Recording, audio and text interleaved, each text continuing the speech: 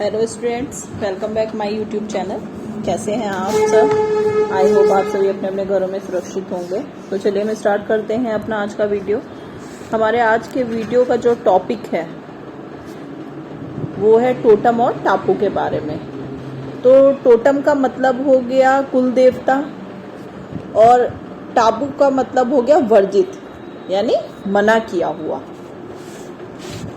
तो आप लोग जानते होंगे कि जैसे कि जो पुराने टाइम में कोई भी जैसे आदिवासी लोग थे, बहुत से ज़्यादा अलग जनजातियां जो होती थी, उसमें ये सब कुल देवता वगैरह के बारे में ज़्यादा प्रथाएं जो थी वो मानी जाती थी।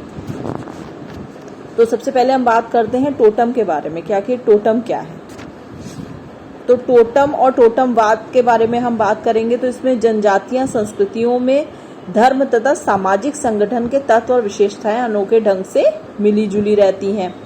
वह इस अर्थ में है कि ये जनजातियां किसी भौतिक पदार्थ, पशु या पेड़ पौधों में से अपना एक रहस्यमय संबंध जोड़कर अलौकिक विश्वासों को पनपाती एवं सामाजिक जीवन को नियमित करती हैं। मानव शास्त्रीय इन जनजातियों को टोटमवादी कहते हैं, जिसमें ये लोग रहस्यमय संबंध होने का दावा करते हैं, उसे हम टोटम कहते हैं।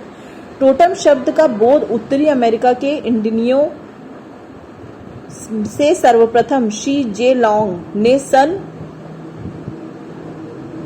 1791 में किया था और शी जे एफ मैकलिन ने एक आदिम सामाजिक संस्था के रूप में टोटमवाद के महत्व को सबसे पहले स्वीकृति दी थी। तो अगर हम टोटम की बात करें तो टोटम किसी समाज के उस विश्वास को कहते हैं जिसमें मनुष्यों का किसी जानवर, वृक्ष, पौधे या अन्य आत्मा से संबंध माना जाता है। टोटम शब्द जो है वो ओजीबे नामक मूल अमेरिकी आदिवासी कबीले की भाषा के ओतोते मन से लिया गया है, जिसका अर्थ होता है अपना भाई बहन या कोई रिश्तेदार। इसका मूल शब्द जो है वो ओते है, जिसका अर्थ एक ही माँ के जन्म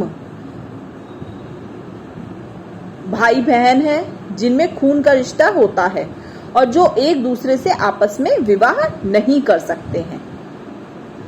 प्रायः टोटम वाले जानवर या वृक्ष उसे मानने वाले कबीले के साथ विशेष संबंध माना जाता है। उसे मारना या हानि पहुंचाना जो है वो वर्जित होता है, या फिर उसे किसी विशेष प्रकार या किसी विशेष विधि से ही मारा जा सकता है।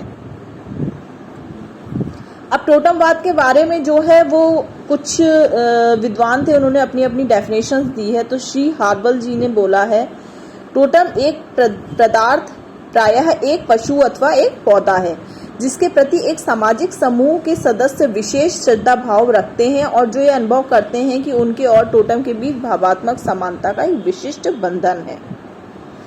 अब जो मनुष्य है जो टोटमवाद के अंतर्गत आते हैं, वो चाहे कोई जानवर हो चाहे कोई पौधा हो, उनके बीच आपस में जो है वो एक घनिष्ठ संबंध पैदा हो जाता है और वो उस चीज को, चाहे वो कोई जानवर हो चाहे वो कोई आपका पेड़ पौधा हो, उसको हानि नहीं पहुंचाते हैं।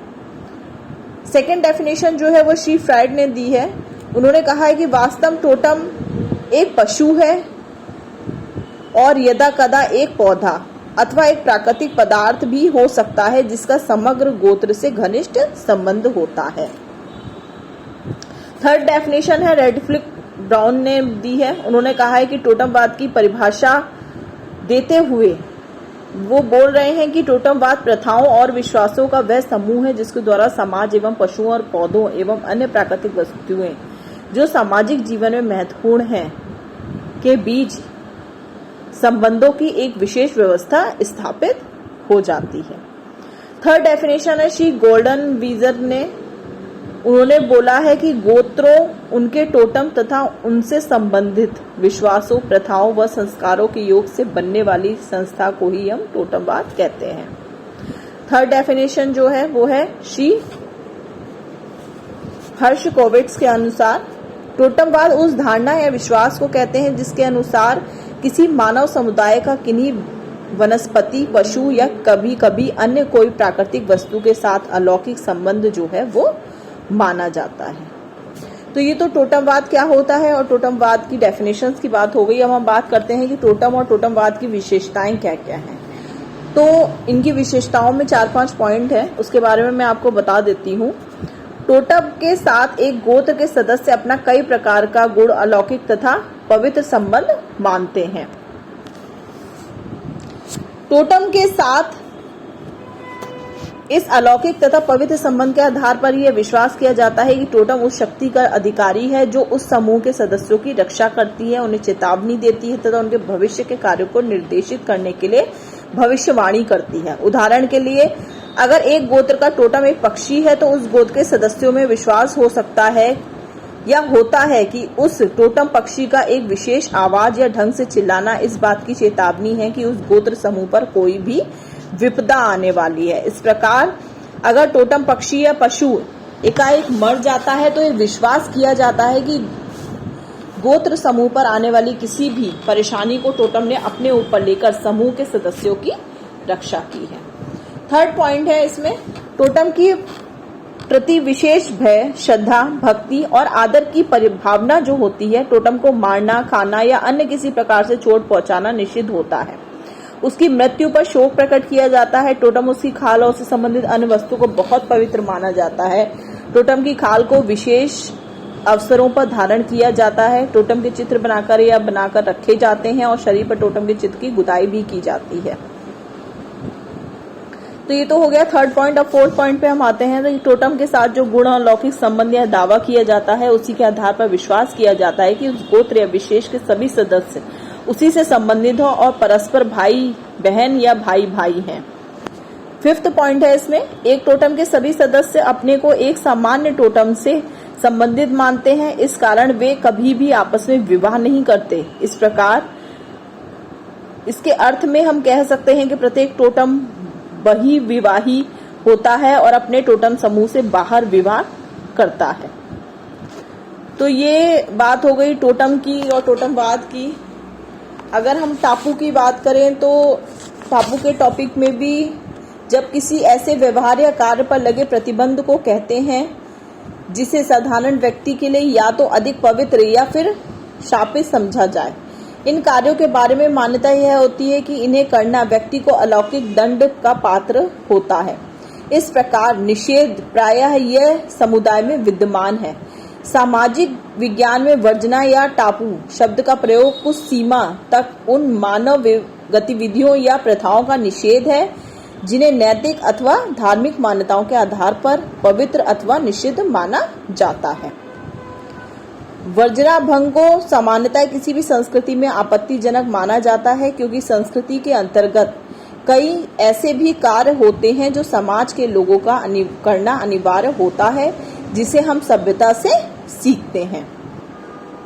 कुछ व्यवहार लगभग सभी समाजों में वर्जित या टापू माने जाते हैं। उदाहरण के लिए हम देख सकते हैं कि कोई भाई या बहन है जिनमें खून का संबंध है, जो एक ही माँ की औलाद हैं, उनका आपस में विवाह करना संभव नहीं होता है। तो ये कुछ चीजें जो हैं, ये टोटम और टापू के बारे में मैंने आप लोगों को आज बताई हैं। ये टॉपिक जो है वो बहुत ज़्यादा इम्पोर्टेंट नहीं है, बट फिर भी कभी कभार इसमें से रिलेटेड जो है कुछ क्वेश्चंस जो हैं वो एग्जाम में पूछे जा सकते हैं।